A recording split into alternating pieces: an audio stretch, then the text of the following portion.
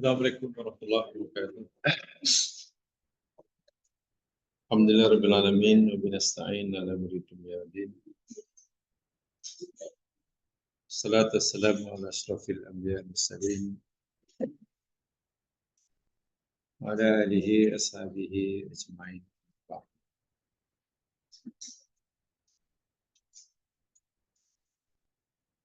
Insyaallah kita teruskan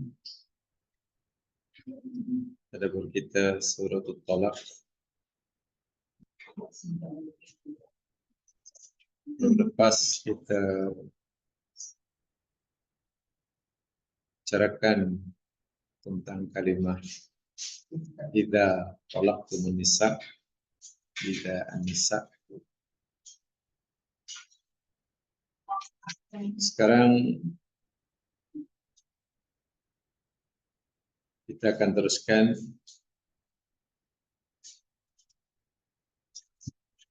uraian ayat pertama ini. Sebelumnya perlu dimaklumi bahwa dalam agama kita Islam, perceraian ataupun putusnya hubungan suami istri dalam rumah tangga ini ada beberapa istilah. Paling tidak ada 4 istilah kaitan dengan putusnya hubungan suami istri dalam rumah tangga.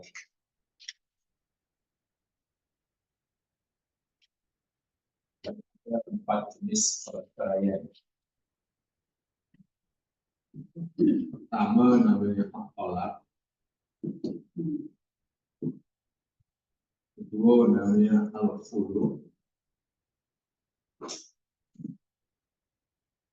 Tiga namanya al-fasakh.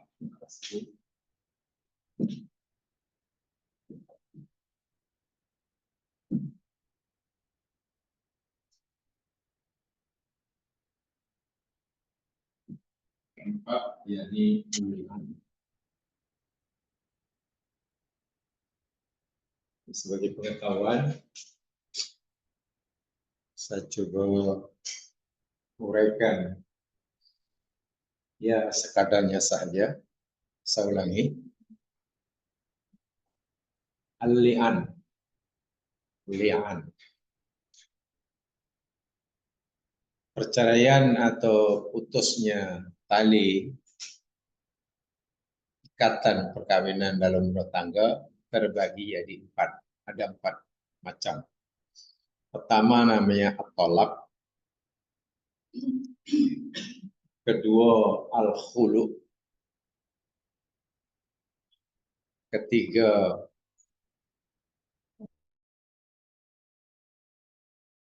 fasakh. Dan yang terakhir al-li'anu. Secara ringkas,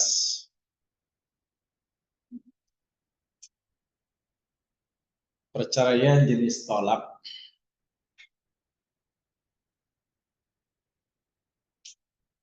yakni putusnya hubungan suami istri, ikatan pernikahan suami istri yang dilakukan oleh suami. Jadi yang memutuskan tali ikatan perkawinan dan rumah tangga itu dilakukan oleh suami. Suami yang memutuskan. Itu namanya tolak. Adapun jika putusnya ikatan perkawinan itu diminta oleh istri,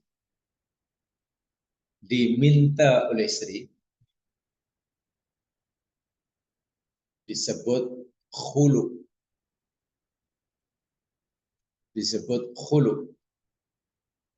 Ini secara umum dahulu. Jadi istri yang meminta untuk diceraikan. Walaupun akhirnya suamilah yang menceraikannya. Kalau tolak tadi, suami yang menjatuhkannya dan itu kehendak dia. Khulu yakni perceraian itu walaupun akhirnya suami juga ya, tapi atas permintaan istri. Khulu. Fasah yang maknanya menghapuskan, yakni putusnya tali ikatan perkawinan kerana perkawinan itu dianggap tidak sah atau rusak. Sama ada diputuskan oleh mahkamah atau putus dengan sendirinya.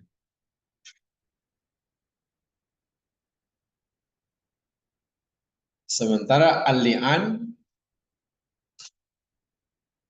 yakni putusnya tali ikatan perkawinan kerana masing-masing suami dan istri bersedia dilaknat oleh Allah. Suami bersedia dilaknat, istri bersedia dimurka oleh Allah. Jika tuduhan mereka itu bohong. Jika tuduhan mereka bohong. Baik, itu secara umum. Sekarang penjelasannya secara ringkas. Tolak tadi yakni putusnya ikatan perkawinan yang dijatuhkan oleh suami. Karena suami oleh Allah memang diberi hak untuk memutuskan tali ikatan. Nah, bila sebut tolak, yakni putusnya ikatan pertalian, ikatan perkawinan yang dijatuh oleh suami, itu yang menjadi punca adalah istri. Talak yang menjadi punca adalah istri. Sementara belum kiamat kena faham hukum syariat ini. Sementara itu saya terang-terangkan. Nah.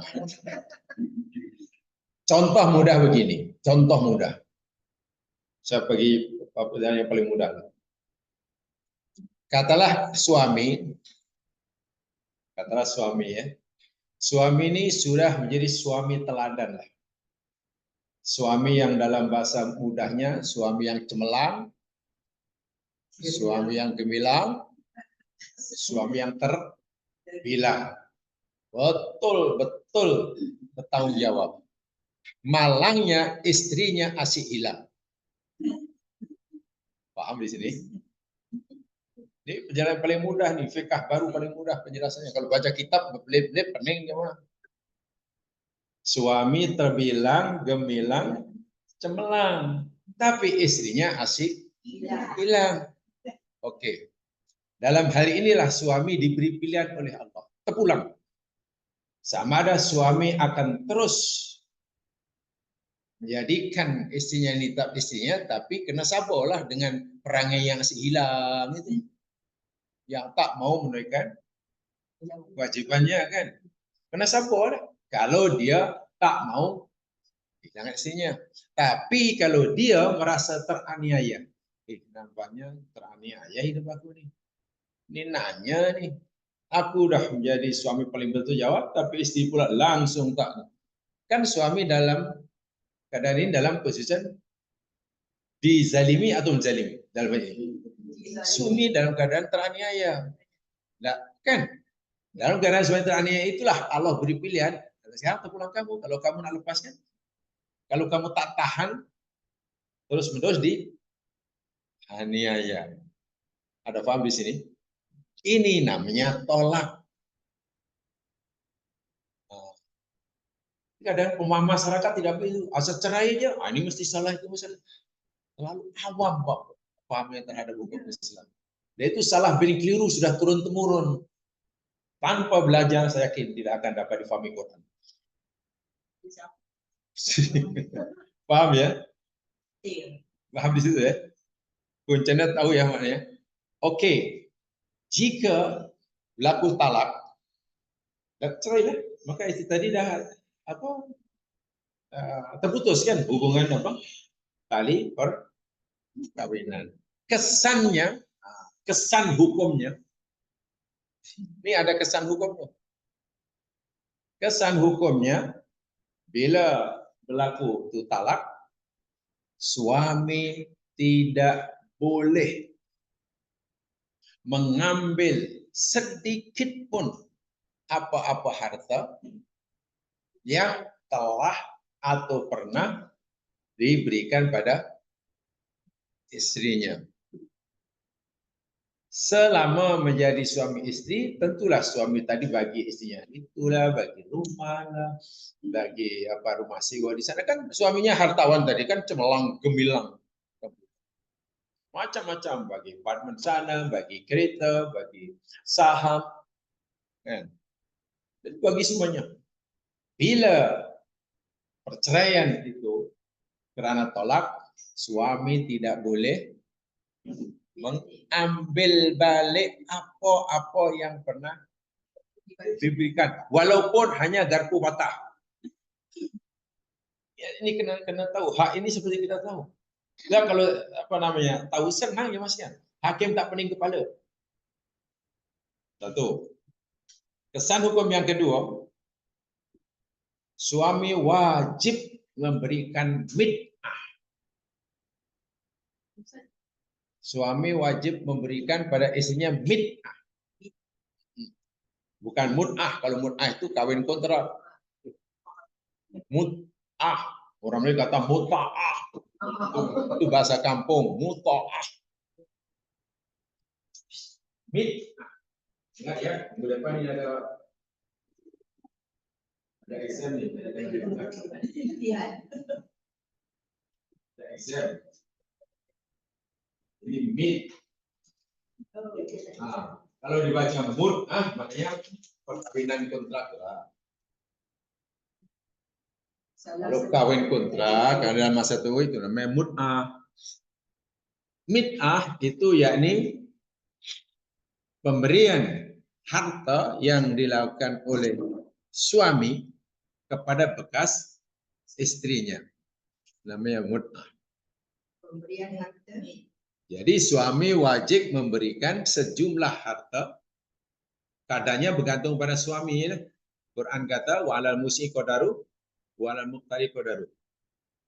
Bagi orang yang mampu berkelapangan, ya ikut kemampuannya. Bahasa mudahnya, kalau suaminya itu jutawan, ya juta-juta lah. Kalau suaminya ribuan, ya ribu-ribu aja. Kalau suaminya hanya ratusan, ya ratus-ratus.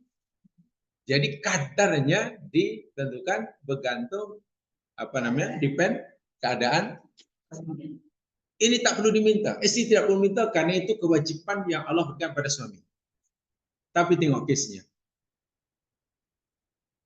Realiti yang berlaku dalam masa Islam sini, termasuk di negeri kita.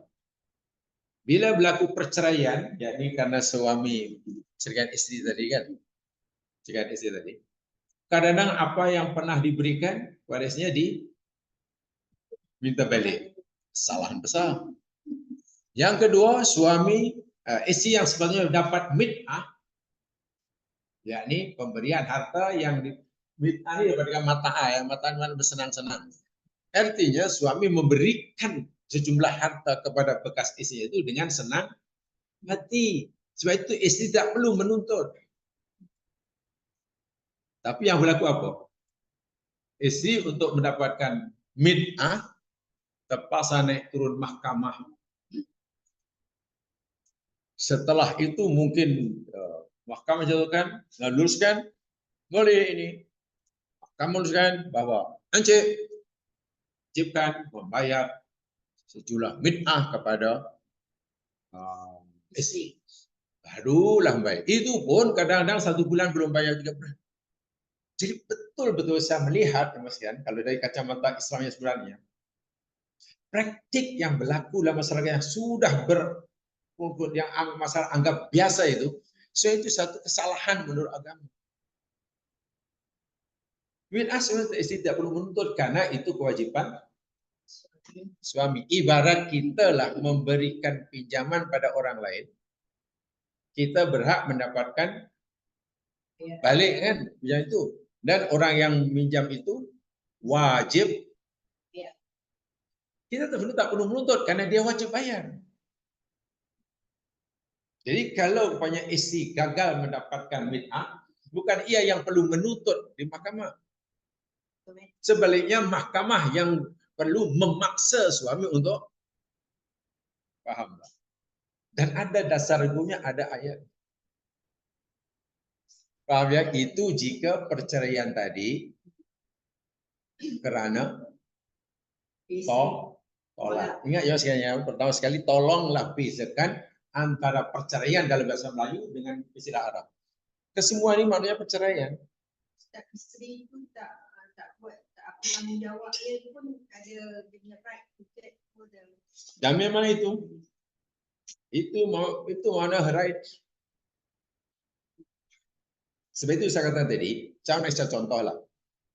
Bila kita memberi pinjaman pada orang, maka kita berhak mendapat balik, dan orang itu ada kewajiban kan? Ada kewajiban. Jika kita tak dapat, tak dapat balik hak kita, sebenarnya apakah kita yang mesti menuntutnya atau orang itu dipaksa oleh penguasa untuk, coba pikirkan. Mana ya? Orang itu yang mesti dipaksa kan? Kita tidak perlu meminta, tapi kadang terbalik pelaksanaannya. Kalau awak nak balik, awak kena minta, awak kena naik turun mahkamah, calon di mahkamah. Ya takutlah kita disuruh. Itu praktiknya. Praktiknya sebenarnya tidak perlu, dia yang dipaksa. Dan kalau tidak, ya dikenakan tindakan. Paham ya? Itu tolak kesan hukumnya. Kesan.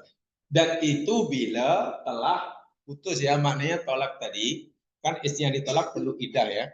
Perlu iddah. Jadi bila habis iddah, suami tidak rujuk maksudnya. Barulah berlaku yang saya katakan tadi. Tak boleh ambil balik.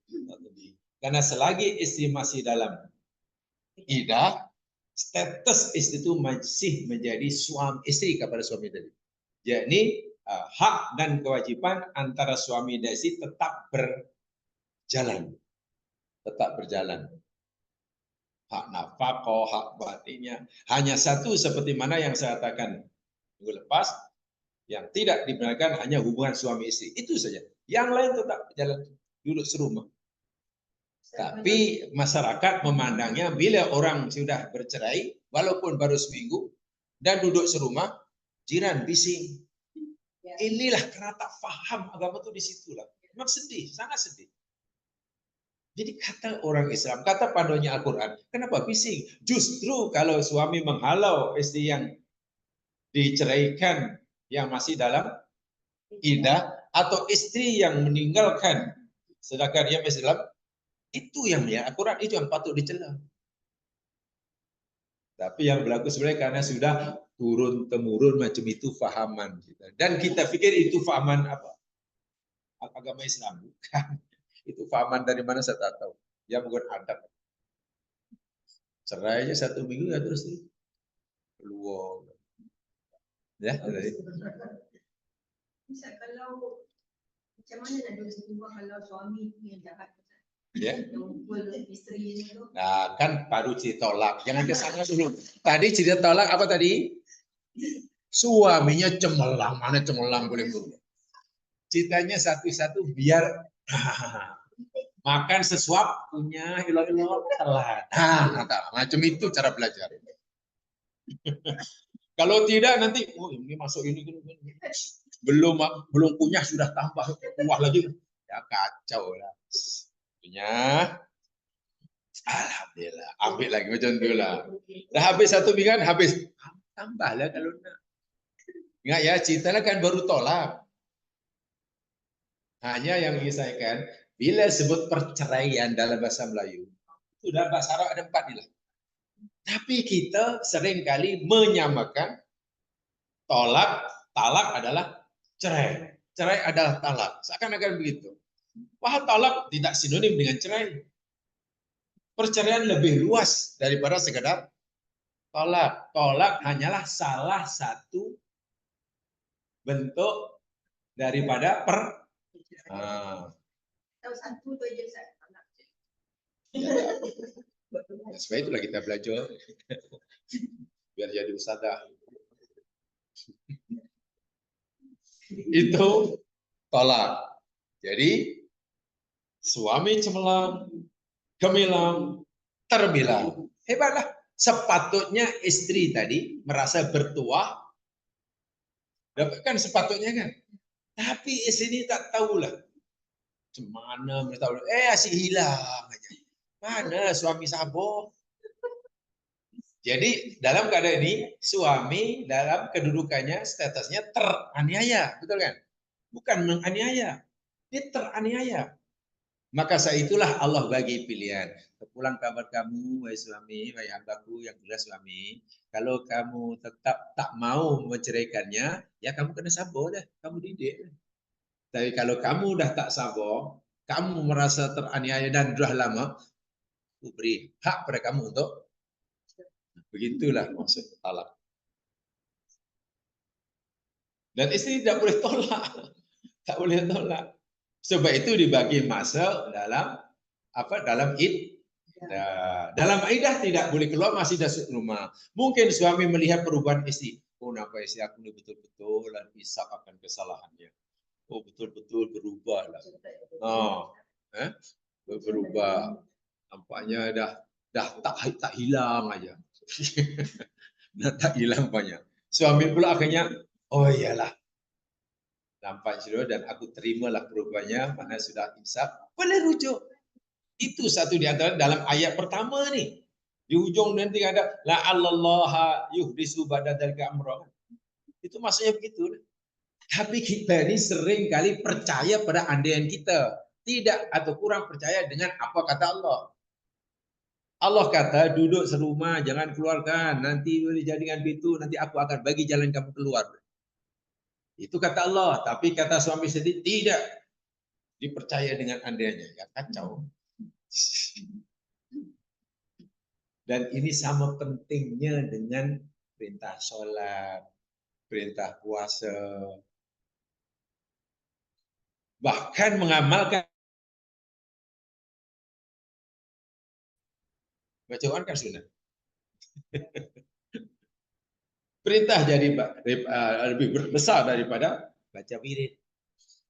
Dan macam mana kadang-kadang bab wirid bersiri-siri yang ini tak. Sebabnya itu tolak. Sekarang khulu, penjelasannya secara ringkas ya, saya tidak detail karena ini bukan penjelasan fikah yang detail. Kecuali jamaah nak ambil degree baru boleh lah. Ambil degree ada tulis, ada exam tiap minggu, ada oral exam, itu mungkin. Khulu itu sebaliknya. Tadi khulu kan apa? Putusnya ikatan perkawinan kan yang karena diminta oleh istri. Istri minta. Nah, dalam ini contohnya begini, saya balik. Istri sebenarnya sudah menjadi istri yang cemerlang, gemilang, terbilang. Kalau istrinya begitu, sepatutnya suami merasa bangga, bertua, betul kan? Karena istri itu. Tapi suaminya pula yang ngasih hilang. Macam mana dia? Istri dah cemerlang dah. Suami yang ngasih hilang. Istri dah tunaikan segala kewajibannya tanpa cuai sikit pun. Suami pula yang tak nak tunaikan kewajiban. Bahkan salah sikit pun bukan mulutnya yang bercakap, tangannya yang bicara. Katakanlah. Maknanya istri lama-lama merasa teraniaya, betul kan? benar-benar istimewa teraniaya. Aku terus macam ini. Aku ini terzalimi nih. Dizalimi nih aku nih. Paham ya? Di situ merasa begitu. Maka Allah berilah kepada peruntukan pada istri, wahai hambaku yang belah istri, sekarang terpulang pada kamu. Bila kamu ingin tetap menjadi istri bagi suami yang seperti itu, ya kamu sabar deh. Kamu sabar. Kamu coba betulkan. Tapi jika kamu tidak mampu bersabar karena sudah lama kamu teraniaya, Allah kata, aku beri hak kepada kamu untuk minta diceraikan. Minta pada suami untuk dia menceraikan. Jadi jika perceraian itu berlaku karena permintaan istri, namanya khulu. Jadi secara mudah, bila bab tolak, yang menjadi puncanya siapa? Istri. Bila khulu, siapa menjadi puncanya? Nah, nampak? Tak sabar, ya minta cerai tak benar, tak dosa. Tak salah sama sekali. Allah bagi penuntukan. Hanya ada beberapa syarat. Syarat diantaranya menurut Al-Quran, yakni kena paling tidak mengembalikan semula mas kawin yang pernah diterima. Itu minimum. Dan itu syaratnya, fimah tadakti, memberikan tebusan. Ataupun sejumlah harta ikut kadar kemampuan istri tadi. Itu yang dalam bahasa Melayu khulu dipanggil tebus talak ya. Nah, macam itulah. Oke, saya mau awak jaga saya dan saya akan tebus. Saya berikan sebagian hak. Tapi dana harta itu pun tidak tekan oleh agama. Pulanglah kepada kemampuan istri. Bukan istri. Itu khulu. Paham ya? Kalau mas kawin sikit aja. Yalah, apalagi kawinnya tahun 50-an. 2,5 ringgit.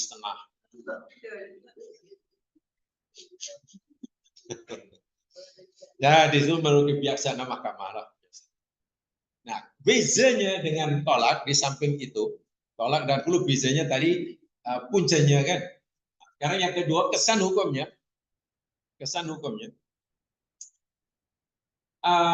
Tolak, istri yang ditolak itu wajib beridah. Betul? Wajib beridah. Selagi masih dalam idah, suami ada hak untuk rujuk. Itu tolak ya. Tapi khulu, begitu jatuh khulu, istri tetap wajib beridah. Wajib beridah tetap. Tapi walaupun idahnya belum habis, suami tidak boleh rujuk. Istri yang masih dalam idah tolak, suami boleh rujuk. Istri yang masih dalam idah khulu, masih dalam idah, suami tak boleh rujuk. Karena tolak khulu itu maknanya yakni tolak bain sugro. Bain sugro. Maknanya apa? Bain itu kan kekal kan, tolak yang kekal, sugro itu kecil. Artinya suami boleh mengambilnya sebagai istri selepas habis idah dengan syarat perkawinan semula. Walaupun baru idah pertama. Kawin maknanya itu pun kalau istri tadi mau lah. Ada wali, ada saksi, ada mas kawin. Ya kalau perlu tak apalah, kalau perlulah tumbangkan seekor lembu lagi. Pakai baju pengantin lagi. Itu pun kalau istri tadi mau ya. Kalau tidak, tak boleh. Berbeza dengan idah tolak. Istri yang iddah tolak masih dalam tolak, sudah rujuk. Aku rujuk pada engkau, ya sudah sah. Tak perlu akad nikah, tak perlu saksi. Itu biasanya. Jadi hak rujuk itu adalah hak suami. Itu hak 100% suami. Sebab itu ketika suami ingin merujuk istrinya, karena istri masih dalam iddah tolak, ya tidak ada pilihan bagi istri, mesti mau semula. Kenapa mau? Karena tadi punca tolak siapa? Istri kan. Takkan istri yang macam itu melihat suaminya yang macam itu tak mau rujuk. Bahkan setelah diceraikan mungkin istri malah menyesal. Ya Allah, bila lah rujuk aku ni, bila lah. Kan suaminya ibarat macam Abu Bakar. Jadi betul-betul merasa kehilangan kan. Pasti mengharapkan agar suaminya segera rujuk. Itu kalau tolak kan. Nah, coba kalau difamis itu tadi karena tidak difamis begitu, bila berlaku perceraian, maka bila suami istri yang masih dalam iddah pertama, suami boleh rujuk dan istri tak boleh menolak. Pasti ramai yang tak setuju. Kenapa yang tak setuju? Karena realiti dia tidak seperti ini. Realiti dia macam nak rujuk, jadi suami istri pun tak tahan jadi istrinya. Ini suami nak rujuk, kita mesti terima macam mana? Nah, itu kan ada salah faham. Wah, tolak itu merujuk kepada suami yang cemerlang gemilang, terbilang istri asik hilang. Bila diceraikan oleh suami pasti menyesal kan? Salah aku, jangan rugi aku. Jadi yang pasti dia mengharapkan bila suami nak rujuk, bila. Jadi itu rasanya kenapa tidak perlu ridho istri. Bila suami nak rujuk dalam iddah talak, tidak perlukan keridhaan istri. Adapun bila suami nak kembali kepada istri yang cerai hulu, perlu ridha istri, perlu kawin semula, perlu apa sebab? Ya, karena puncanya kan jadi istri. Orang nak menerima semula orang yang telah menganiaya, itu susahnya luar biasa aja Mas Kilan. Betul kan? Sementara orang nak menerima orang yang sangat baik selama ini, sementara diri yang jahat, itu bukan perkara yang susah. Paham di situ? Atau masih bingung? Paham ya? Itu hulu. Dan hulu, bukan itu saja Mas Kinan. Kalau perceraian tadi karena tolak, suami wajib memberikan mana istri berhak menerima tapi kalau perceraian itu jatuh karena hulu, istri tak dapat, ada hak untuk itu. Istri malah memberikan kepada suami paling tidak mas kawinnya atau sejumlah kekayaan atau yang ikut kadar kemampuan. Ya, ikut kemampuan. Kalau dia tak mampu boleh. Ya. Tidak, itu hak orang yang menerima. Ibaratnya itu kewajiban hak orang yang memberi pinjaman. Dan itu kewajiban bagi orang yang dan sebenarnya tidak perlu menuntut ke mahkamah, tidak perlu. Tidak perlu. Ya.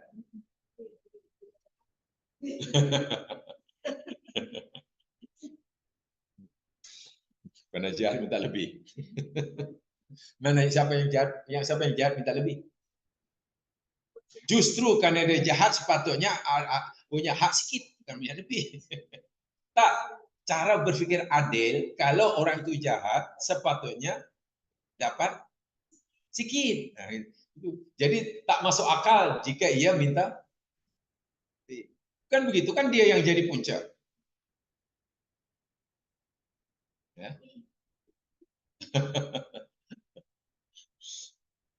Paham ya? Itu. Fasah, ini lain. Fasah itu perceraian juga. Fasah itu cerai juga. Maknanya putusnya tali perkawinan. Putus sama ada diputuskan oleh mahkamah atau putus dengan sendirinya atau otomatis. Karena apa? Dianggap perkawinan itu tidak wujud, tidak sah. Contoh, Pak, macam mana budak ini kawin, laki ini dengan perempuan di perantauan kawinnya. Kemudian setelah balik kampung pula, jumpa mak bapak, gini, dah cerita panjang. Lah, rupanya perempuan dikawin ini rupanya saudara sesusuan. Katakanlah, itu mungkin kan mustahil? Mungkin. Maknanya mahram kan? Mahram, automatically apa perkawinan itu mesti pasal-pasal itu bakal dianggap Bisa. iya, automatically. Tak perlu siapa yang menjatuhkan, tak perlu minta cerai, tak perlu menceraikan. Itu namanya pasal. Paham ya? Karena mungkin, dan itu mungkin sekali itu. Karena rupanya mahram. Ya mana tahu. Macam mana mahram kan lain mak bapak. Tak, si perempuan nih, si awak ni dulu pernah mak susukan. Nah ingat anak si Fulan kan? Cuma mana juga. Automatically. Kena pisah. Ya memang dengan sendirinya tanpa kalaulah diketahui kalau dia akan tahu macam itu, walaupun mungkin dalam menurut apa ya pentadbiran ya, secara administratif yang mungkin mintalah pengesahan daripada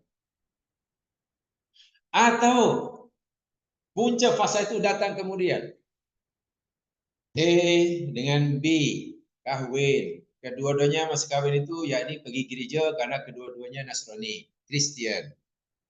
Masih kawin itu Kristen. Depan padri. Ya, setelah berjalan perkawinan selama 3 tahun, mungkin punya anak seorang, suaminya atau istrinya memeluk agama Islam. Oke, memeluk agama Islam. Sementara pasangannya tetap dalam agama asal. Langkah pertama masih dibujuk yang belum muslim tadi agar masuk Islam.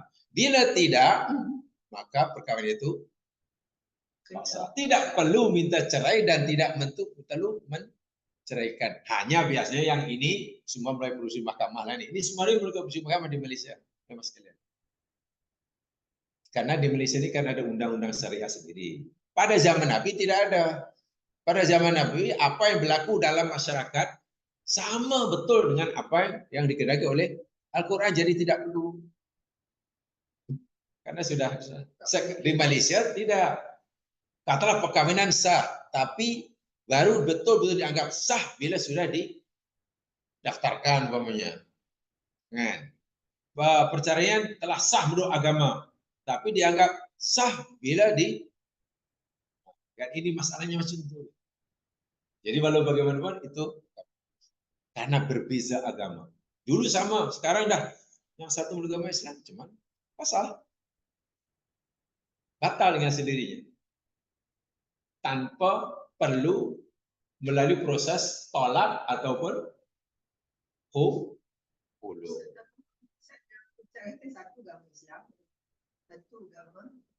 Bukan Islam. Mana kawin dengan Muslim?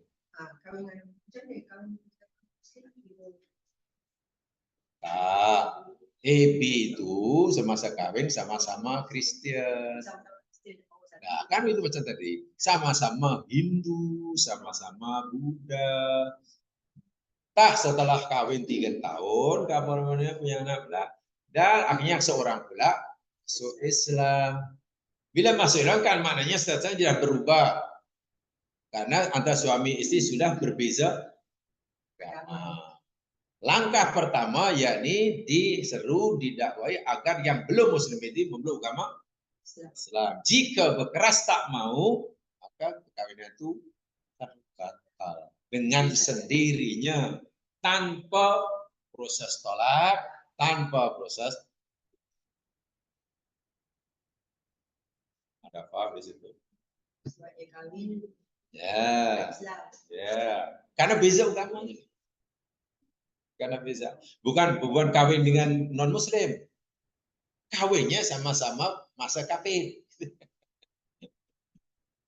Mak kawinnya semasa dia masih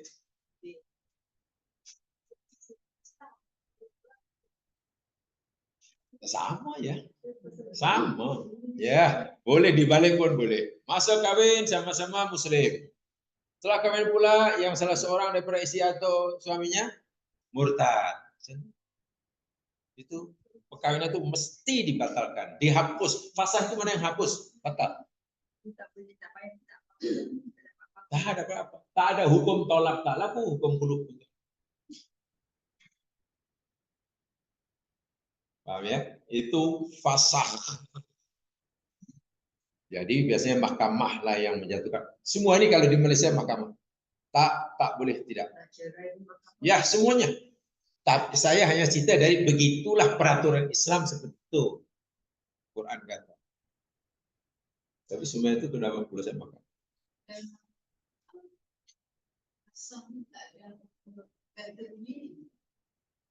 Tidak ada. Tadi saya kata, dalam bab fasah tidak berlaku hukum tolak dan hukum khulud. Coba daripada statement itu apa pemahamannya?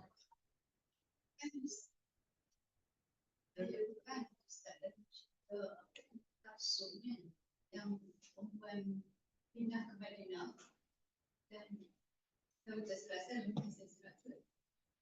ada perempuan tak mengatakan berikut patut bercerai dengan suami yang kafir dan membayar pembahasan sendiri. Dibenarkan untuk katalah suami memeluk agama Islam, istrinya masih kafir, masih kafir.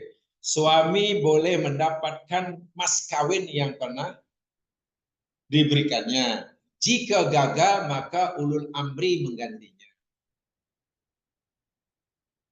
Ulul amri menggantinya. Itu ada dalam surah Al-Mumtahanah.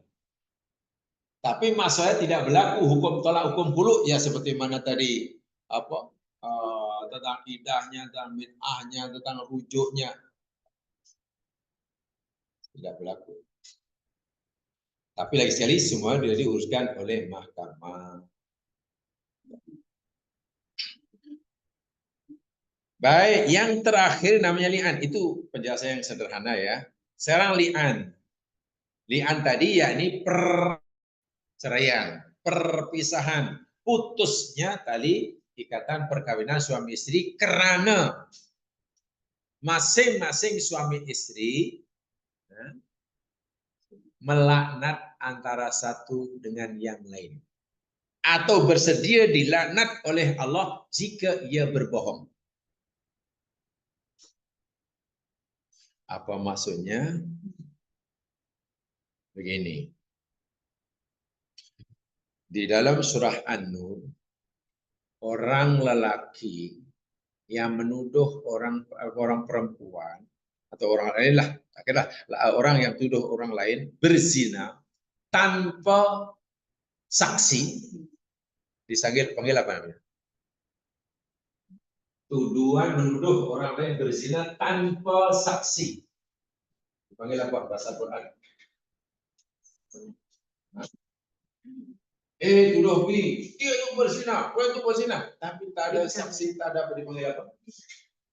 Nah, yang menuduh tuduh B berzina tanpa saksi. Allah kata saksinya mesti 4 orang.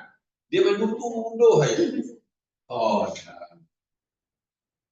Bahasa Arab panggil qadhaf. Qadhafu. Melayu kata kazaf. Melayu panggil qazaf. Nah. Itu ada dalam surah An-Nur. Baik, saya ringkasnya begini. Qazaf. Tuduh B berzina tanpa 4 saksi. Qazaf. Betul kan? Namanya qazaf. Dihukum dia. Oleh Islam dijadikan hukuman. Sebat dia. 80 kali. Disebat dia. Yang 80 kali. Itu dalam alihan. Sebab orang yang nuduh. Ya, yang nuduh. Walaupun mungkin yang menuduh itu menyaksikan, tapi masalahnya tidak ada saksi yang lain. Allah masih kira dia pembohong. Itu menunjukkan betapa besarnya perlindungan Allah terhadap harga diri orang Islam.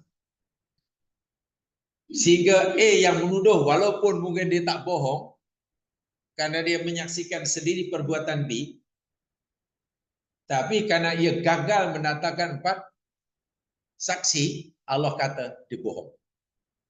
Saksinya jangan terima. Jalankan hukuman kepada dia. Iya, saksi itu satu kemestian. Jadi jika gagal, Allah tetap kata kamu bohong. Menurut Allah ini masih bohong. Apa maksudnya itu? Mungkin kita kata, tak adil lah macam itu. Kan? Mungkin kita kata tak adil, tapi coba perhatikan betul-betul. Islam ini ya Mas, amat melindungi ya harga diri orang mukmin, hartanya, muruannya jangan dicemari. Kalaulah itu dibenarkan tanpa saksi, wih senang orang nak jatuhkan. Senang nak jatuhkan harga diri muslim yang lain. Sebab itu Allah berikan syarat yang sangat ketat yang hampir mustahil dapat dipenuhi. Kenapa hampir mustahil dipenuhi? Kan perlu 4 orang saksi. Majnun apa? Nak datangkan 4 orang saksi menyaksikan perzinahan orang. Ya. Macam mana?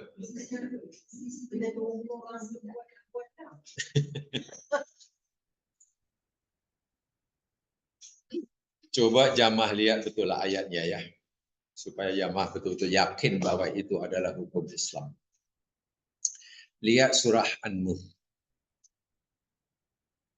Surah 24 ayat yang ke-4.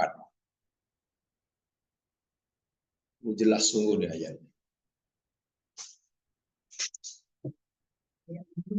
Ayat 4. Walladzina yarmunal muhsanati. Walladzina dan orang-orang yang yarmuna mereka melontarkan. Ramayami melontar, membalik. Maknanya melontarkan tuduhan lah. Kenapa Allah gunakan melontar? Ya karena makna lontar itu mesti kuat kan. Kuat, laju. Mana tuduhan itu sangat keji, sangat. Itu maksudnya. Bukan hanya dituduh, saya nampak hari itu dia inilah, dia minum Ramadan. Itu tuduhan juga. Itu tuduhan juga. Saya nampak itu tak puasa lah Ramadan. Itu saya nampak dia curi lah. Curi apa? Curi penyapu jiran. Jadi menuduh orang lain berzina nih, yarmunal muhsanat. Menuduh dengan tuduhan yang keras, yang berat kepada al-muhsanat. Muhsanat perempuan-perempuan yang terpelihara dirinya. Yang baik namanya. Tuma kemudian lam yaktu si penuduh ini tidak mendatangkan bi'arba'ati syuhada. Coba. Pak orang saksi. Sedangkan untuk mendatangkan 4 orang saksi bagi menyaksikan orang berzina itu hampir mustahil. Kan? Kecuali kalau memang orang itu jahat, memang secara demonstrasi tidak melakukan juga disaksikan orang. Itu lain cerita. Tapi tidak mungkin itu dilakukan oleh orang mukmin. Maknanya tidak mudah bahkan mustahil. Walaupun dia sendiri menyaksikannya, tapi gagal mendatangkan saksi. Apa Allah kata? Fajliduhum tamanina jalda. Pertama hukuman dari Allah. Sabat oleh kamu, pukul oleh kamu. Fajlidu maknanya apa ya? Daripada kalau fadribu apa? Kalau fadribu pukul. Kalau fajlidu pukul dan sebat lain.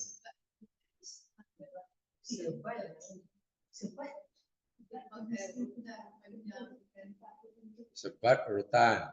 Kalau pukul apa-apa. Palang pintu pun boleh.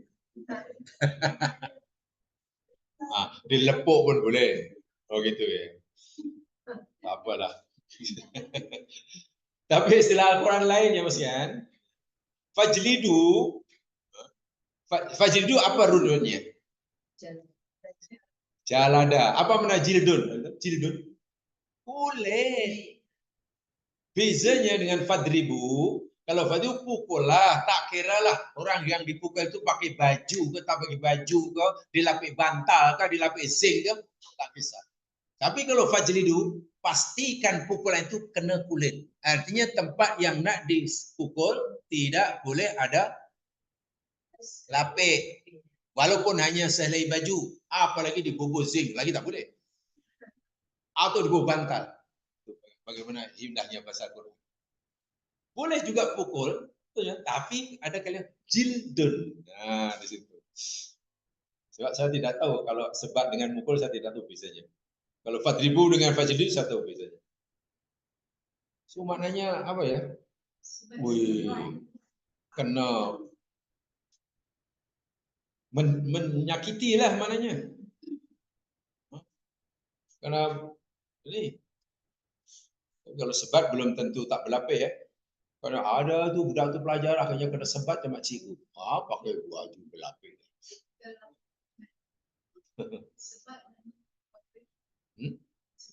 Kalau itu namanya fajlidu itu.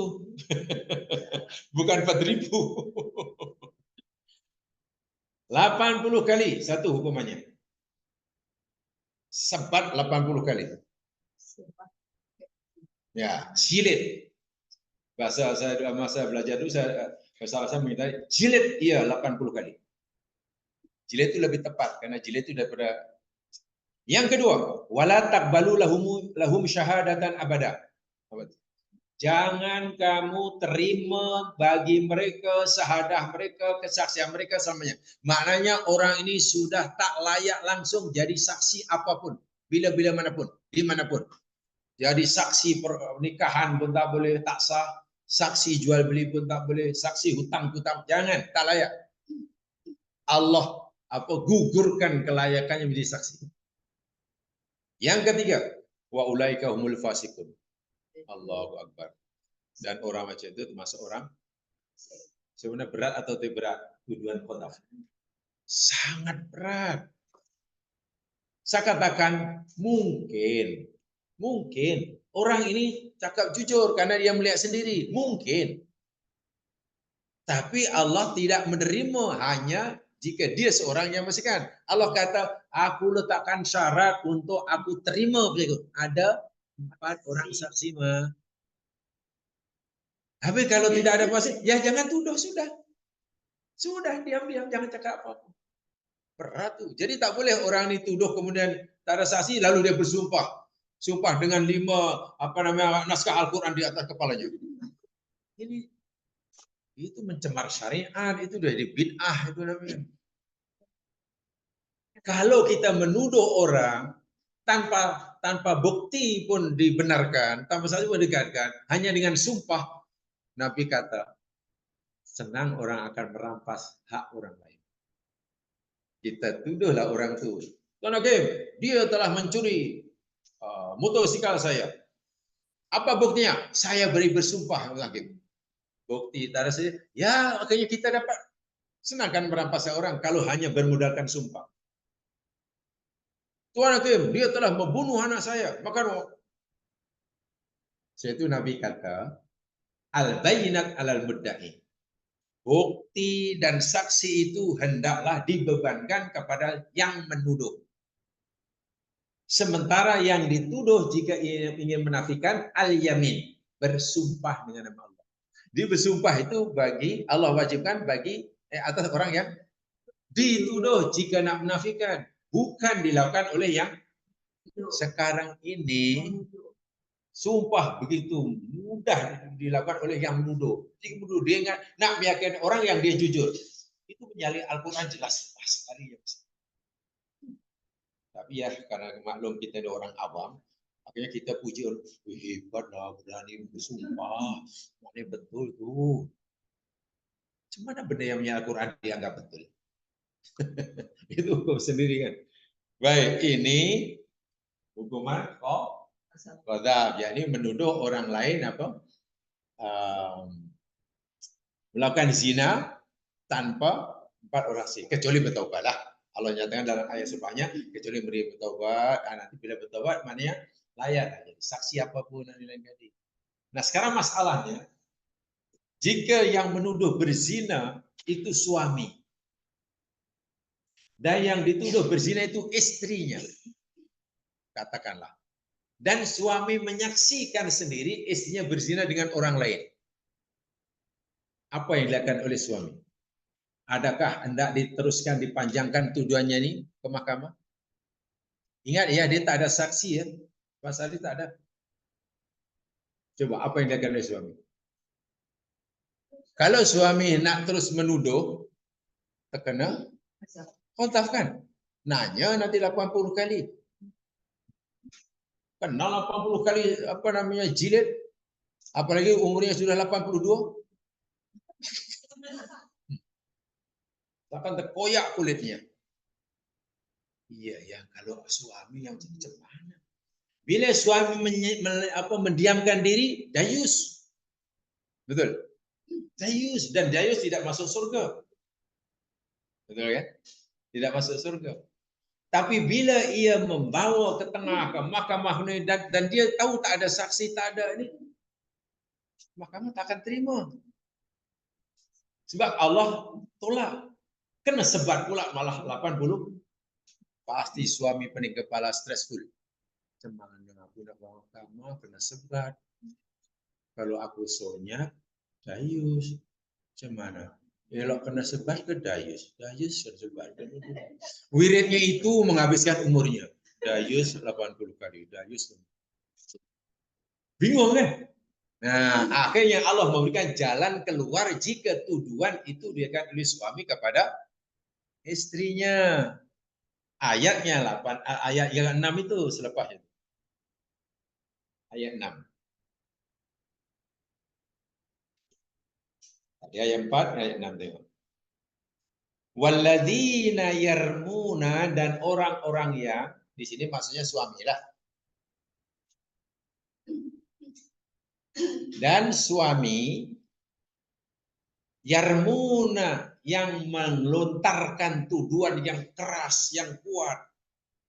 Tuduhan berzina azwajahum kepada istri-istri mereka.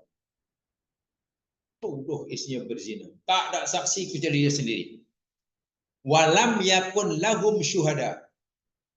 Sedangkan tidak ada bagi mereka suami yang menuduh tadi saksi-saksi illa anfusahum.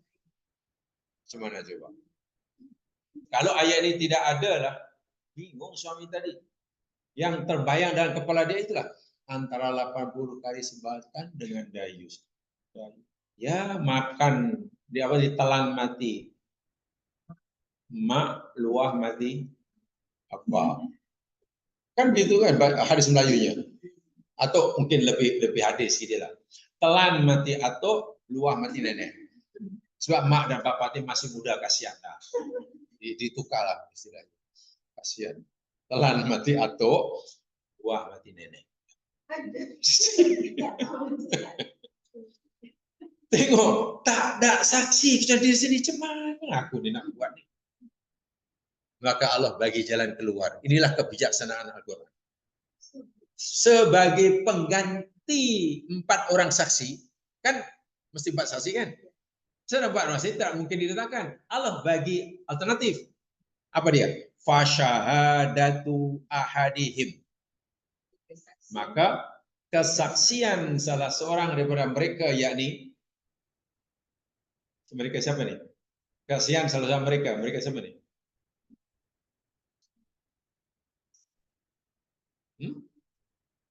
Suami kan.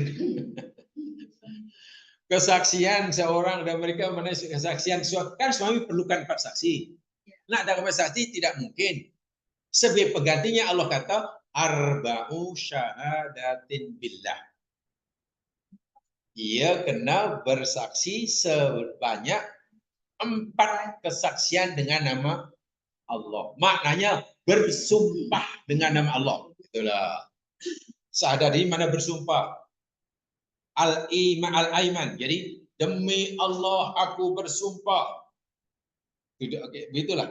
Demi Allah aku bersumpah bahwa istri aku berzina. Satu. Demi Allah aku bersumpah istri aku berzina. Demi Allah 4 kali.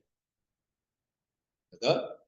4 kali itu sebagai pengganti 4 saksi lelaki tadi lah. Innahu laminas shodiqin, bahwa dirinya, jadi suami tadi termasuk orang yang benar. Jadi nak meyakinkan tuduhan itu benar, ia mesti berani bersumpah dengan nama Allah bahwa istrinya berzina 4 kali. Belum cukup 4 kali, kena yang kelima, wal khamisatu. Ayat selepasnya. Pahami betul-betul, kan ini hukum hakam yang paling penting sekali, sangat penting. Wal khamisatu, dan yang kelima. Tadi kan 4 kali. Jadi sumpah yang kelima, anna laknatallahi alaih. Dia bersumpah dengan nama Allah bahwasanya laknat Allah menimpanya atasnya ingkana minal kadhibin. Jika ia jadi yang kelima dikata, demi Allah aku bersumpah, aku rela dilaknat oleh Allah jika tuduhanku ini bohong.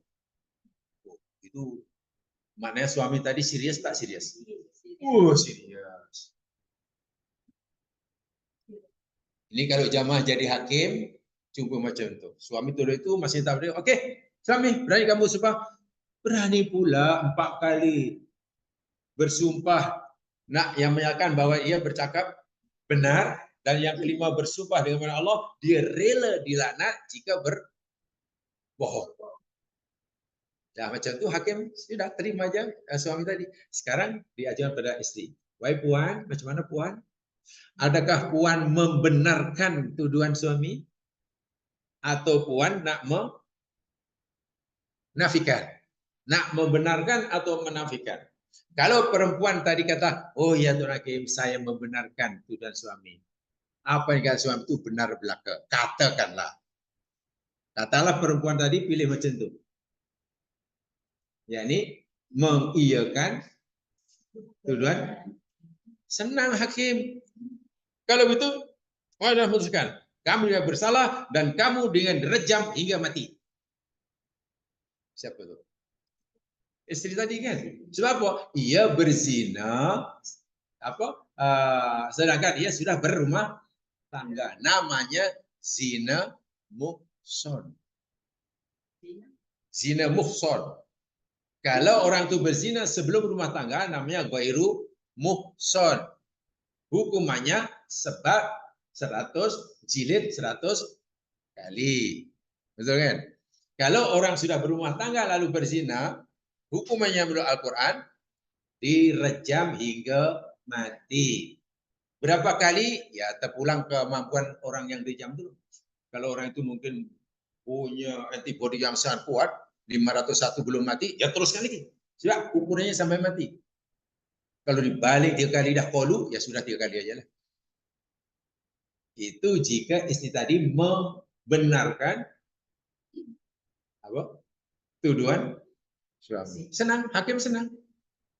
Tapi tiba istri, oh tidak hakim, saya nafikan 100%. Suami saya bohong. Suami bohong kata. Kalau istri bukan begitu, ya maka hakim ajukan beri peluang pada istri. Ini ayat yang ke-8. Wa yadra'u anhal adab. Ingat ayat ini. Li'an ini nanti ayatnya. Wa yadra'u, dan dia menolak al-anha daripadanya. Ini siapa nih? Istri. Ini bukan perempuan ya, ini suami istri. Kalau Quran ini termasuk penggali yang di India, Negro di Afrika. Ini betul-betul hanya suami dan istri di sini nih. Dan menolak daripadanya istri al-adaba siksa. Adab siksa ini maknanya hukuman apa? Istri akan tertolak, istri akan terelak daripada dapat adab. Adab ini apa di sini? Rejam hingga mati. Syaratnya, macam mana nak melindunginya? antashhada arba'a syahadatin billah. Ia juga mesti bersedia bersaksi, bersumpah dengan nama Allah sebanyak 4 kali. Macam saya tadi lah. Demi Allah Tuhan Hakim, aku bersumpah bahawa suamiku bohong. Demi Allah, wahai Tuhan Hakim, aku bisa suamiku bohong. 4 kali cakap itu. Innahu laminal kadhibin. Bahwa suaminya pembohong. Tadi suaminya kan kata benar. Maka kalau nak menafikan, ya katalah dia bohong. Sama-sama 4 kali bersumpah. Tak cukup. Tapi suaminya tadi kan 5 kali. Istrinya pun 5 kali juga. Wal khamisata.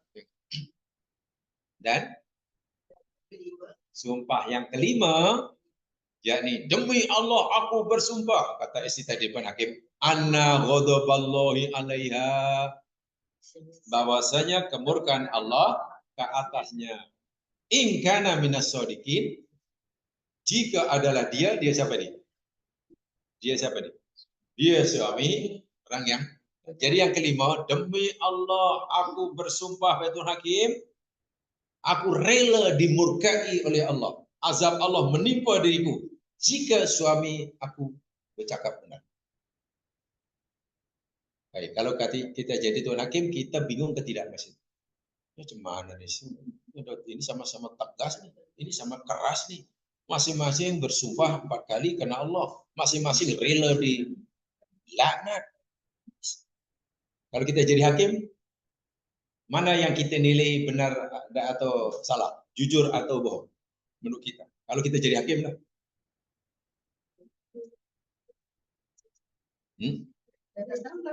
Tak tahu kan? Jadi apa sikap kita? Kita jadi hakim nih. Apa langkah yang kita ambil? Tak apalah, itu hanya kalau jadi hakim dan memang tak ada cita-cita. Pertama, Tuan Hakim tidak boleh meragui sikit pun akan kejujuran kedua-dua belah pihak.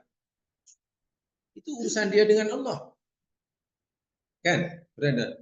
Tidak boleh kata, jangan-jangan awalin cakap tadi macam bohong. Tak boleh. Tak boleh. Kan? Walaupun sebagai manusia, menurut logik, pasti antara suami istri ada yang pasti ada yang bohong, ada yang benar. Tak mungkin keduanya mungkin. Tapi itu bukan urusan dunia, itu bukan urusan mahkamah, itu urusan hati dengan Allah. Ketika itu hakim senang. Kalau begitu, masing-masing tegas dan masing-masing diterima mahkamah, mahkamah uskan. Kedua kamu mesti pisah, cerai. Kamu tidak boleh lagi menjadi suami istri. Dan ini bain kekal. Mana perceraian itu maknanya tidak boleh dirujuk, hingga bila-bila, kecuali istri itu nanti kawin dengan laki yang lain, kawin dengan orang yang lain, dan setelah kawin dengan laki pula telah bercampur suami istri, kebetulan pula suami yang kedua itu cerai, menceraikannya, dan istri itu, perempuan itu telah habis idahnya, suami yang kedua tidak merujuknya, maka suami yang pertama itu baru boleh kawin semula. Kalaulah mau rujuk, itu maksudnya itu talak bain itu begitu. Perempuan itu tidak boleh dirujuk oleh suaminya, kecuali perempuan itu selepas habis idah, sebab lian pun ada idah, habis idah kawin dengan laki yang lain. Kawin biasa, kawin dah apa ya, mungkin dah punya anak segala, dah punya anak, itu tak macam mana masjid yang didirikan roboh, bahtera yang dilayarkan tenggelam. Istri itu beridah juga, kena idah, tapi suaminya tak rujuk. Habis idah, bila habis idah dari suami kedua, jikalah istri pertama yang meliannya dulu masih ada hati, bolehlah datang. Kita bunga ros ke, sebagai tanda awal lah, tanda awal. Bincang elok-elok ke. Kalau masih setuju, sudah boleh kawin. Ya kena ada akad, kena ada Semuanya lah macam kawin, bukan rujuk namanya. Kawin. Itu pun syaratnya itu tadi. Telah kawin dengan orang lain, telah bercampur dengan orang lain pula menceraikannya, sudah habis iddah. Syaratnya lelaki yang lain, yang kedua yang kawin ini tidak sebagai muhalil dalam bahasa hadis. Muhalil bahasa Melayu ini apik buta. Itu sopan saya marah Cina. Apik aja lah. Karena ini benda yang tak baik. Saya suka menukar-nukar. Sebab ini benda tak baik. Dipanggil apik buta. Jadi tujuan kawin supaya kemudian nanti menceraikannya karena disuruh oleh suami pertama, agar suami pertama boleh yang orang tah ini namanya apik buta. Muhallil dalam bahasa hadis. Suami pertama yang menyuruh namanya muhallalah. Muhallalah. Kedua-duanya dilaknat oleh Allah. Yang menyuruh dilaknat, yang jadi suruhan pun dilaknat. Artinya perkawinan kedua ini tidak boleh perkawinan yang diatur sedemikian rupa, dirancang, tak boleh. Karena betul-betul berjalan secara natural dan itu li'an. Jadi li'an ini cerai juga. Cerai dan lain daripada tolak dulu. Dan bayangkan bila suami istri sudah bersedia dilaknat untuk meyakinkan tuduhannya. Istri pun bersedia dikutuk oleh Allah untuk menafikan tuduhan. Bahkan macam itu masih dalam rumah tangga. Tapi kita yakin secara logik akal pasti ada yang cakap bohong. Itu bukan urusan mahkamah. Hakim paling adil pun tidak boleh campur tangan. Itu urusan hati, urusan dia dengan Allah. Jadi nanti di akhirat diselesaikan oleh Allah. Siapa yang bohong? Ya macam mana kita nak tuduh bohong? Dia dah bersumpah dengan Allah rela dia ini. Jadi hakim tak boleh macam ragu-ragu sikit. Cik tolong diulangi cik sebab nampak macam dia cakap tu macam sambil pegang hidung macam bohong.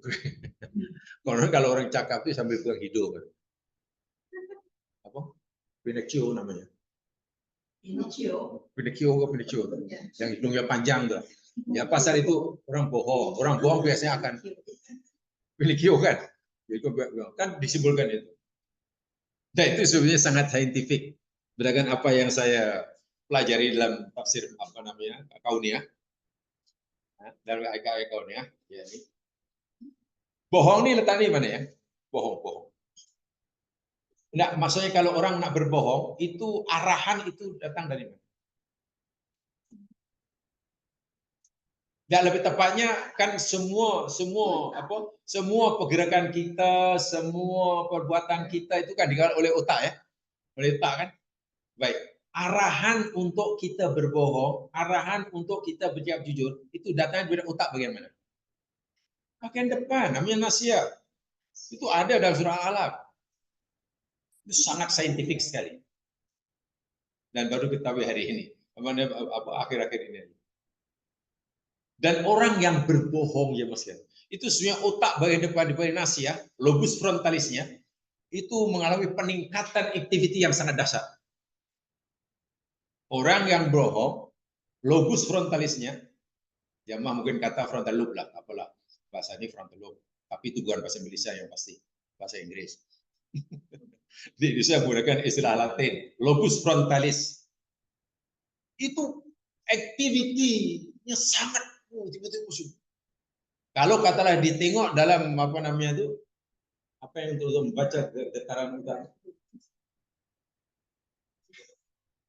EEG kan, yang untuk membaca di sini yang untuk yang jantung ECG kan, ECG yang ini EEG. Menunjukkan yang otak bagian depan ini tak tenang sama sekali. Kalau orang nak cakap bohong. Sebenarnya kalau orang cakap jujur, hampir tidak dikesan ada aktiviti di otak. Mana tenang saja. Nah, ketika otak beraktiviti, meningkat aktivitinya, dia ada menghasilkan satu jenis hormon. Saya lupa hormon apa namanya itu. Ya, karena dulu tak belajar, hanya membaca aja. Maknanya tidak belajar di fakulti kedokteran lah, itu tanya. Mulai satu hormon, yang hormon ini erat sekali hubungannya dengan deria penciuman. Dipanggil yakni apa namanya? Markazus sum. Deria, tahu deria? Apa deria? Deria. Indra. Deria itu alat untuk ini kan, deria mata, deria telinga, deria penciuman, membahu. Apa alatnya untuk mencium hidung? Erat sekali hubungan itu. Hormon tadi erat sekali. Sebab itu ada semacam rasa yang tak selesa dalam hidung orang ketika bohong. Jadi jika orang bohong asyik pegang hidung, itu memang sangat saintifik sekali. Itu akhirnya hidungnya dipanjang. Itu semua sudah ada maklumat seperti itu dalam Al-Quran. Hanya tidaklah sejelas itu. Perlu dikaji lebih. Jadi Quran ini Allah. Luar biasa. Jadi pasti dua istri atau suami istri pasti ada yang cakap bohong. Itu pasti itu.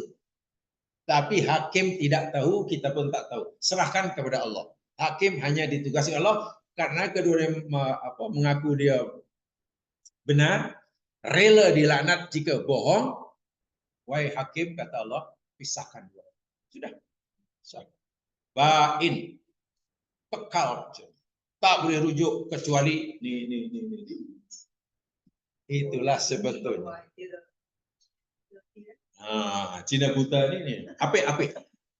Jangan Cina buta, marah nanti.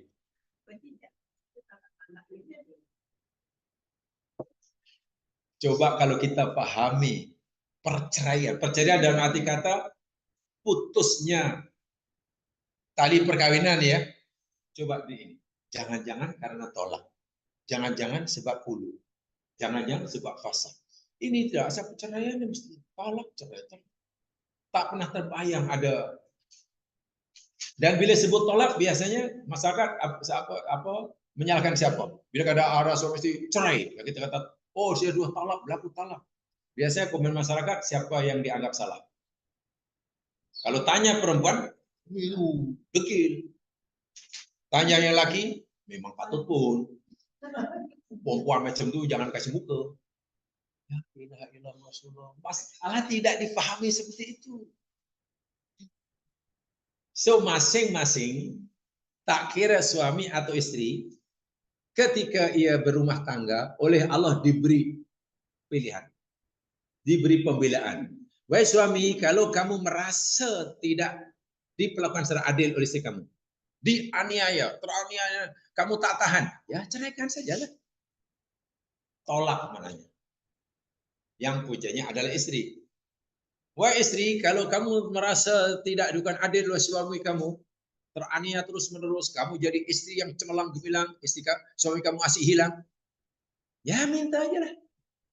Agar dia menceraikan. Namanya hulu. Jadi kita tak tahu apa maksudnya. Di sini ya Allah ya Tuhanku yang berlaku. Tapi anak-anak muda Allah. Remeh bin temeh itu pun. Dan itu pun akhirnya dijadikan cara untuk dapatkan uang. Bukan uang perceraian. Uang daripada subscriber. Dan subscriber semakin banyak yang subscriber, semakin banyak yang like, dapat duit. Kan YouTube. Bayangkan hina tak hina agama Islam dipermainkan seperti itu. Penghinaan yang luar biasa. Akhirnya ramai orang mengikuti. Awal minat. Isu lagi. Subscribe lagi. Tambah lagi. Dalam satu case pun sudah dapat 60.000. Case yang lain pula. Case yang lain pula tuh. Pengikut dia, followers dia berjuta. Ya, masyhur, duit masyhur. Jangan-jangan malah jadikan nak kerja yang berat-berat tak mampu. Nak meneruskan karirnya gagal. Nak niaga penat. Keluar untung. Cara yang mudah cari duit. Paling easy money. Dan itu bagi saya sangat bahaya lagi di zaman. Iya. Dia buat isu yang penting. Sedih. Saksi bahwa sekarang ini ada CCTV, kamera, Itu perbedaan ulama khalaf dan mereka belum ada kesepakatan. Belum ada kesepakatan. Belum ada kesepakatan karena begini, kalau orang katalah sengaja memasang CCTV, kamera, untuk merakam atau memerangkap ini, kita tujuan supaya nanti cukup. Orang yang melakukan itu sudah salah dari segi agama. Namanya tajassus. Dan itu dilarang, dosa besar tuh, sebab itu ditolak. Maknanya dia sudah tidak ada sifat adil. Jamaah sekalian, kita mencari-cari kesalahan orang sebelum orang itu salah, itu boleh atau tidak? Wih, salah besar tuh. Salah besar. Pada zaman Umar jalan-jalan dengan pengawalnya malam hari. Tiba-tiba adalah lampu masih menyala di dalam rumah itu. Dan terdengarlah suara yang percakapan yang nampak macam lain. Macam tahulah, orang cakap tak betul, mungkin mabuk aku. Jadi Umar mengajaklah apa pengawalnya ini untuk lebih dekat ke dinding rumah orang tadi. Tujuannya untuk mengapa namanya itu? Ya, mengintip untuk benar agar jelas suaranya itulah. Senang nanti kita. Tahu tak ketika Umar punya anak itu, pengawalnya ini juga sabar. Oh tidak boleh, tidak boleh. Itu dilarang oleh agama. Kita jangan mencari-cari kesalahan orang. Itu usaha kamu untuk nak. Ya Umar tak jadi. Iya.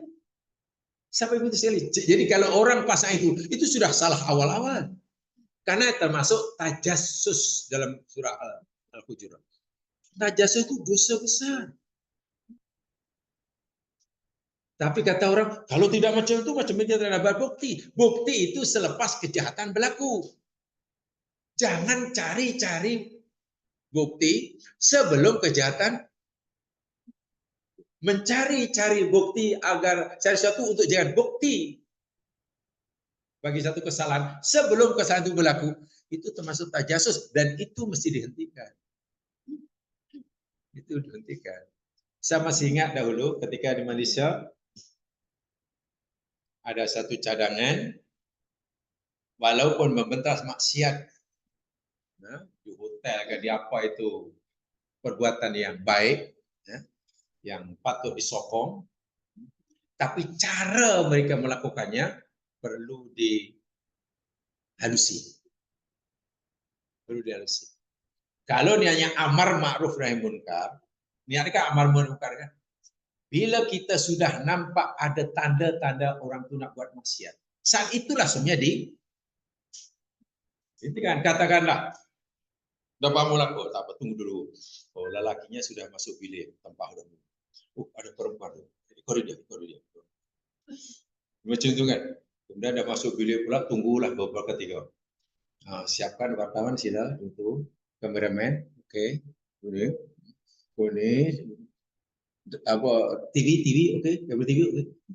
Dah tunggu, diketuk pintu, kemudian masuk, perbuatan itu tajassus, dosa besar.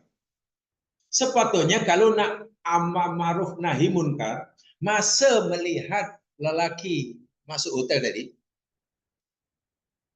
kita perhatikan karena kita tahu. Dan tidak ada perempuan pula datang kemudian yang tak ada kena-mengena dengan kita nak masuk. Masa itulah dicegah. Saya cegah secara langsung atau tidak langsung. Ketika perempuan tadi sudah mau masuk, kita berjalan-jalan depan bilik itu saja. Kan tak jadi. Itu boleh. Jangan biarkan dulu. Supaya kita dapat bukti dalam pendakwaan. Oh, itu salah besar. Minta maaf waktu sangat setuju saya dengan Dr. Asri waktu itu. Tapi yang lain hanya selalu mengamuk. Benda salah, kenapa itu tajassus. Bila kita tak setuju, bukan karena kita tak setuju maksiat dibenteras. Tapi cara itu. Jangan cari bukti Jadi Yesus untuk membuktikan kesalahan orang yang belum dilakukan dan macam dia begitu diketuk kameramen tiba-tiba terbiasa kesalahannya. Ya itulah, itu yang dikritik habis dan waktu itu ya saya suka saya sependapat dengan sifat itu. Memang tidak boleh. Kalau kita tak setuju dengan itu, bukan kita setuju amar ma'ruf nahi munkar ya, setuju. Tapi cara itu jangan kita melaksanakan perintah amar ma'ruf nahi munkar pada masa yang sama kita malah amar munkar nahi ma'ruf. Ya, tujuan kita amar munkar nahi ma'ruf pada orang lain kan. Kita sendiri caranya malah amar munkar. Nah, sekarang kan sudah kurang dengar kan. Tak boleh. Tidak boleh. Dalam agama ya, walau alam kalau dalam masalah dunia saya tak tahu. Kalau masalah dunia itu mungkin tujuannya bukan cari kesalahan ya, mungkin tujuannya supaya orang jadi baik. Contoh, ada Pak Mat Kamera duduk tepi jalan raya. Mat Kamera dipanggil. Pakai baju putih, seluar hitam di belakang. Boleh tapi bukan kan berdiri bertegur. Saya kira tujuannya bukan cari salah orang lah, nak mendisiplinkan lah kayaknya. Nak mendisiplinkan. Jadi supaya orang disiplin itu boleh lah tuh. Sebab itu urusan dunia kan. Urusan dunia.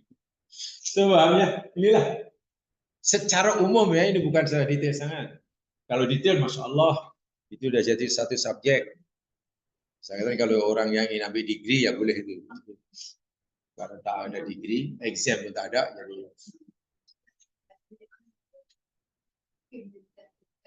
ya mesti depan hakim. Semuanya tim depan hakim. Hanya hakim kena bijak. Yang aku hadapi ini kes tolak, kes hulu, kes pasah, kes. Nah, ini hakim kena memang mahirnya. Sebab itu sakit ya namanya hakim syar'i mesti terpilih lah, mesti mahir lah dalam bab tafsir hadis fiqh. Tidak mungkin tiba-tiba hakim civil court kemudian jadi hakim syar'i, ya kacau. Kacau. Sebab itu tidak mudah, hakim tidak mudah, berat, sangat-sangat berat.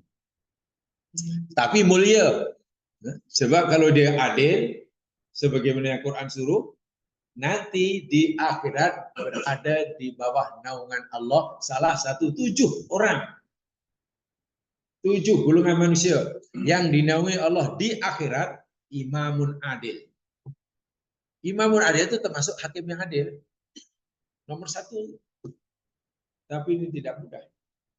Tidak mudah. Sebab itu hakim tidak bolehlah terbawa-bawa emosi dia, terlalu emosional. Tak bolehlah menghakimi orang karena benci orang itu. Tak boleh menghakimi orang karena terlalu sayang kepada yang bermasalah. Sebab bila terlalu sayang, apalagi ada hubungan family, kacau. Segala bukti menunjukkan yang ini salah, kena dihukum. Tapi masalahnya ini calon menantu aku. Coba mana? Itu maknanya hakim macam itu memang tak layak. Baik, itu ciri kedua tentang ayat tolak ini. Sengaja saya sampaikan supaya kita tahu lah. Jangan sebut cerai aja mesti tolak aja mesti. Kita belum tahu dan kesan hukumnya tidak sama. Oke lah, yang tolak ya jamaah sekalian itu saja yang istri boleh dirujuk semasa iddah. Khulu tak boleh. Panggil bain sughra. Pada mana bila istri tadi sudah habis iddahnya, idah tolak pertama kan, suami boleh mengawini semula. Itu namanya bain sughra.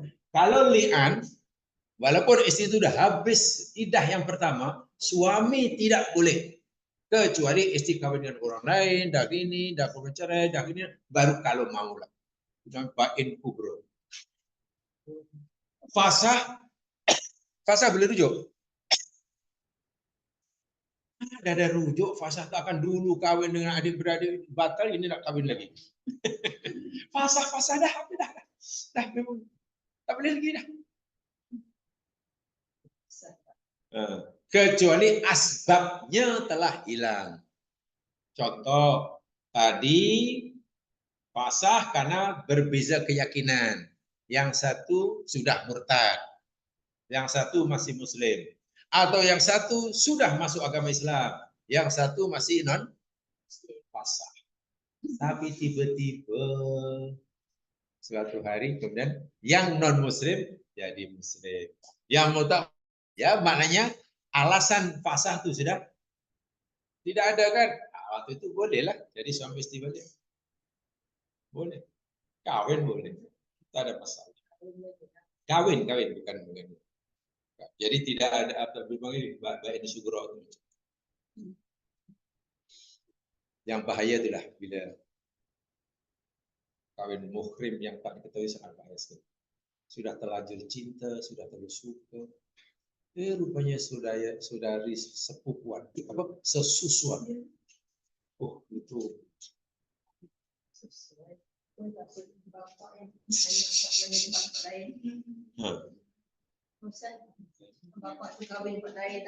Nah, itulah masalahnya. Minta maaf, katalah ada orang kan, dan itu ada di Malaysia pun ada. Seorang laki kawin berulang sekali, kawin apa? Banyak kali, kawin banyak lagi, dan istri yang dikawin itu dia diceraikan itu punya anak. Nanti kawin punya anak. Jadi memang tak tahu anak pecahkan rekor kapan. Kawin banyak kali. Bayangkan kemudian dah pisah, karena anak pun tak merasa punya ayah, walaupun ayah masih hidup. Kemudian nanti berantau, belajar, coba tiba-tiba jatuh cinta. Itu bahaya subur. Itu memang sangat kawin karena macam itu berlaku sangat mungkin. Tapi tak sepatutnya berlaku lah kalau orang Islam ikut alif. Kalau ikut daripada alif itu insya Allah tak akan rusak lah hingga ya. Tapi alif batasa dari jim dah rusak takkan nanti wow dah belok. Alhamdulillah itu. Tahulah itu. Wah iya tuh kemungkinan itu sentiasa adalah kawin saudara, kawin mahram maksud saya. Sama ada mahram karena nasab atau mahram karena apa rodoah. Rodoah itu penyusuan. Itu mahram karena itu.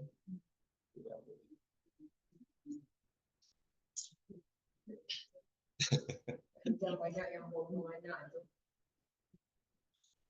Ya, itu ya, mudah-mudahan kita Allah SWT. Insyaallah dalam sekolah.